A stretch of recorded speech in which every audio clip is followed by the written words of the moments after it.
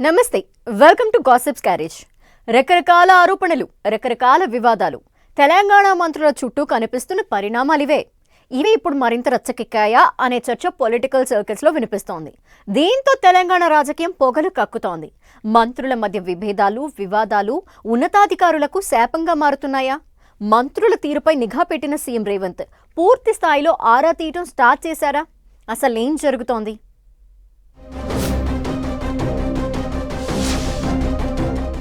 ఆరోపణలు, అంతకు మించిన వివాదాలు, మంత్రుల మధ్య పీక్స్కి చేరిన విభేదాలు, మంత్రుల మధ్య వివాదాలపై సీఎం రేవంత్ ఆరా.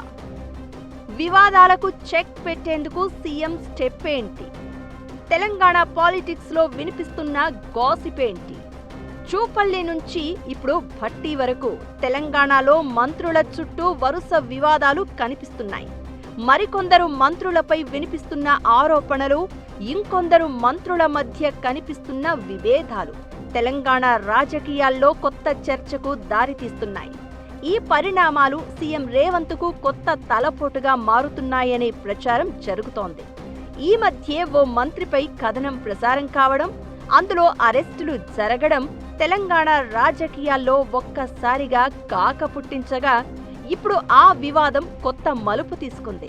బొగ్గు గనుల వ్యవహారం తెర మీదకు వచ్చింది.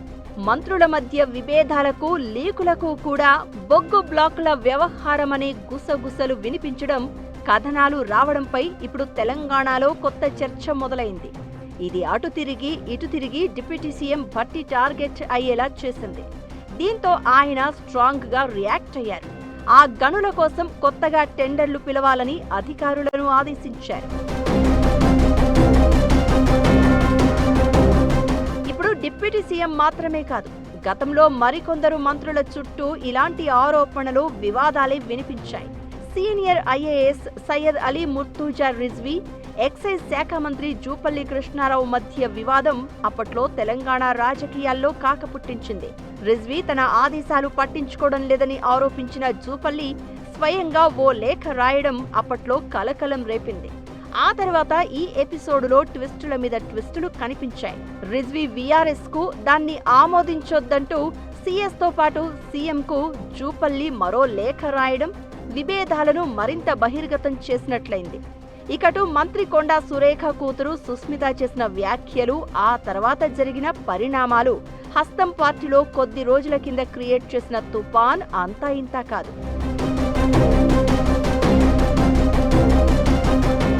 మాజీ ఓఎస్డీ కోసం టాస్క్ ఫోర్స్ పోలీసులు వెళ్లినప్పుడు సురేఖ కూతురు సుస్మిత చేసిన వ్యాఖ్యలు అప్పట్లో కలకలం రేపాయి. సీఎం రేవంత్ సలహాదారుడు వేం నరేందర్ రెడ్డి తన తల్లిదండ్రులపై కుట్ర చేస్తున్నారంటూ సుస్మిత ఘాటు విమర్శలు చేశారు.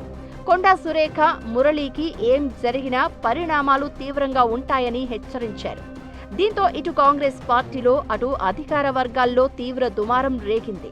ఈ పరిణామాల మధ్య జరిగిన క్యాబినెట్ భేటీకి కూడా సురేఖ దూరంగా ఉండడం విభేదాలను మరింత స్ట్రాంగ్ చేసింది. ఆ తర్వాత కొండా సురేఖ స్వయంగా సీఎం రేవంత్ రెడ్డికి క్షమాపణలు చెప్పడంతో వివాదం సద్దుమణిగింది. దీనికి ముందు మేడారం అభివృద్ధి టెండర్ల విషయంలో వరంగల్ జిల్లా ఇన్ఛార్జ్ మంత్రి అయిన పొంగులేటికి, దేవాదాయ శాఖ మంత్రి కొండా సురేఖకు మధ్య వివాదాలతో జరిగిన రచ్చ అంతా ఇంతా కాదు. ఇద్దరు మంత్రుల పంచాయతీ ఢిల్లీ హైకమాండ్ వరకు వెళ్ళింది. ఇక మహబూబ్ నగర్ జిల్లా ఎమ్మెల్యేలతో మంత్రి పొంగులేటికి విభేదాలు ఎప్పటినుంచో కొనసాగుతున్నాయి. చివరికి ఓ ప్రభుత్వ భూమి విషయంలో కోర్టులో పిటిషన్ వేసే వరకు వెళ్లింది పంచాయతీ. ఇలా ఒకదాని తర్వాత ఒకరు వివాదాలు తెర మీదకు వస్తూ ఉంటే ఒకరి తర్వాత ఒకరిపై వరుసగా ఆరోపణలు వినిపిస్తున్నాయి. కట్ చేస్తే ఎక్కడో పుట్టిన వివాదం రకరకాల మలుపులు తిరిగి బొగ్గు గనుల వ్యవహారాన్ని తెరపైకి తెచ్చింది. ఈ వ్యవహారంలో డిప్యూటీ సీఎం భట్టి చుట్టూ ఆరోపణలు వినిపించగా సీఎం రేవంత్ సీరియస్ గా రియాక్ట్ అయ్యారు. వరుస వివాదాలు, ఆరోపణలు ప్రతిపక్షానికి ఆయుధంగా మారి పార్టీని ఇరుకున పెట్టేలా కనిపిస్తున్నాయి. దీంతో సీఎం రేవంత్ వీటిపై నజర్ పెంచినట్లు తెలుస్తోంది. ప్రతి వ్యవహారంపై పూర్తి స్థాయిలో ఆరా తీస్తున్నారనే ప్రచారం జరుగుతోంది. ఇకటు మంత్రులపై వచ్చే ఆరోపణలకు వివరణ కావాలంటే తనను అడగాలంటూ ముఖ్యమంత్రి చేసిన వ్యాఖ్యలు రాష్ట్ర రాజకీయాల్లో కొత్త చర్చకు దారితీస్తోంది.